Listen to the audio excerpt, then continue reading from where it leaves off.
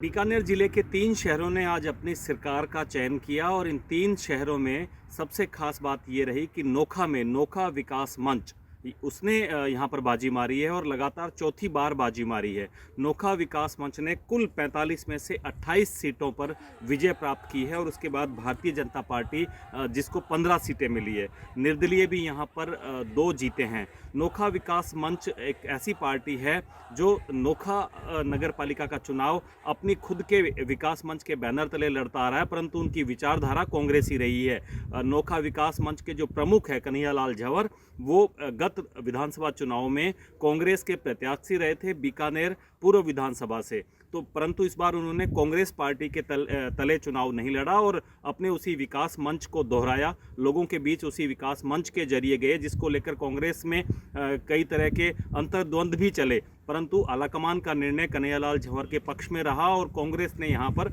अपने सभी सीटों पर नोखा विकास मंच को समर्थन दिया। उस समर्थन का नतीजा ये हुआ कि नोखा विकास मंच एक बार वहाँ पुनः सबसे बड़ी पार्टी बनकर उभरी है और पूर्ण बहुमत 45 में से 28 सीटें जो है वो उन्होंने प्राप्त कर ली है। दूसरी तरफ बात की जाए बीकानेर के श्री डूंगरगढ़ नगर पालिका की, तो वहाँ पर कुल 40 सीटें थी और 40 में से 14 सीटें कांग्रेस ने वहाँ पर जीत ली है, परंतु यहाँ पर भारतीय जनता पार्टी सबसे बड़ी पार्टी बनी है। 23 सीटें यानी बहुमत से 3 सीटें ज़्यादा यहाँ पर भारतीय जनता पार्टी ने जीत ली है और 3 निर्दलीय भी यहाँ पर चुने गए हैं। भारतीय जनता पार्टी ने डूंगरगढ़ में अपना बोर्ड बनाने के लिए पूर्ण बहुमत प्राप्त कर लिया है। इसके बाद में तीसरी नगर पालिका यहाँ पर देशनोक कस्बे की रही, जो विश्व विख्यात करनी माता मंदिर के लिए प्रसिद्ध है। वहाँ के रिजल्ट अगर बात की जाए तो वहाँ पर कांटे का मुकाबला रहा है। कुल 25 सीटों में से 11 सीटें कांग्रेस ने जीती है, 10 सीटें भाजपा ने जीती है,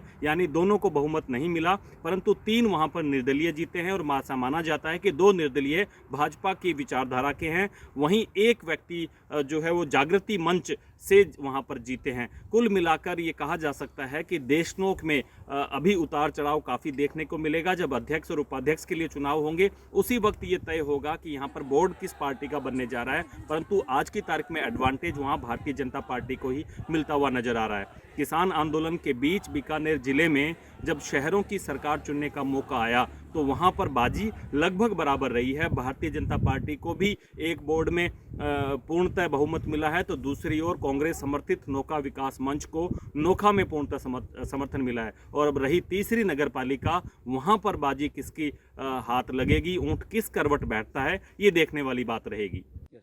अजमेर नगर निगम सहित राजस्थान की 90 नगर निकाय चुनाव के अंदर मतदान 28 फरवरी को समाप्त हो चुका है। उसके बाद में आज मतगणना का दौर जारी है। अजमेर नगर निगम में जो रिजल्ट निकल के सामने आ रहा है वह भाजपा के पक्ष में जाता हुआ दिख रहा है। अभी तक 47 सीटों पर भारतीय जनता पार्टी ने जीत दर्ज की है। साथ ही कांग्रेस की बात करें तो मात्र 17 सीटों पर कांग्रेस जीती है और 13 पर बीजेपी और कांग्रेस के बागियों ने जीत दर्ज की है। हमारे साथ में है पूर्व महापौर और संयोजक धर्मेंद्र गहलोत, इनसे बात करेंगे किस तरह के परिणाम रहे। तो निश्चित रूप से जो अजमेर की जनता है इसने भारतीय जनता पार्टी के बोर्ड पर अपनी मोहर लगाई है। कई संशय कांग्रेस के द्वारा प्रचारित किया जा रहा था कि ये जो 5 साल का बोर्ड था बहुत गलत था, गलत काम किया, मगर मैं कहना चाहता हूँ कि नरेंद्र मोदी जी ने जिस प्रकार से हमारे को स्मार्ट सिटी का फंड दिया, जिस प्रकार से हमारे को हृदय का फंड दिया, जिस प्रकार से हमारे को अन्य प्रकार के फंड दिए हैं, अमृत योजना में फंड दिया है, तो उसके कामों पर जिस प्रकार से है शहर की जनता ने बिल्कुल निश्चित रूप से मोहर लगाई है। और पहली बार अभी तक के 90 के बोर्ड से जब हम देखते आ रहे हैं तो सर्वाधिक वोट हमारे पास आए हैं। कांग्रेस का यहाँ से सफाया हुआ है। भारतीय जनता पार्टी के कामों पर, भारतीय जनता पार्टी के बोर्ड पर जनता ने मोहर लगाई है। 55 से जीते हुए उम्मीदवार हमारे साथ में है रजनीश चौहान, उनसे बात करते हैं किस तरह से देखते हैं इस जीत को। जी, ये जो जीत है ये कार्यकर्ताओं की जीत है संपूर्ण। हमारे वार्ड में भी 4 निर्दलीय खड़े हुए थे, लेकिन जो कांग्रेस ने टिकट दिया था वो बीजेपी के बागी को कांग्रेस ने चुनाव में उतारा था, क्योंकि उनके पास कोई प्रत्याशी नहीं था।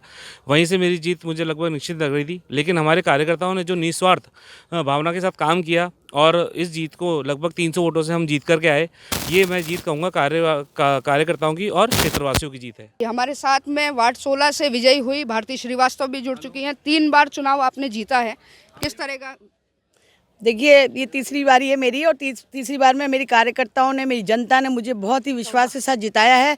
और ये मैं जनता को बता देना चाहती हूँ, जिस तरह आपने मेरे पे विश्वास करा उसी तरह से मैं भारती श्रीवास्तव भी पार्षद के रूप में आपके बीच में है और हमेशा रहेगी। सच की हमेशा जीत होती है, चाहे कितना भी कोई कुछ कर ले, सच अगर है तो उसमें जीत के ही आएगा। तो ये भारती श्रीवास्तव की जो जीत है, मेरे कार्यकर्ताओं की, मेरी जनता की और मेरे सभी जो भी मेरे साथ प्रेमी लगे हुए हैं, उन्हीं सबकी जीत है ये।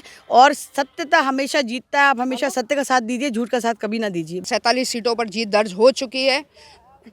उम्मीद है कि पूर्ण बहुमत के साथ बीजेपी अपना बोर्ड बनाएगी। कैमरामैन तरुण महावर के साथ चंद्रशेखर शर्मा, अजमेर।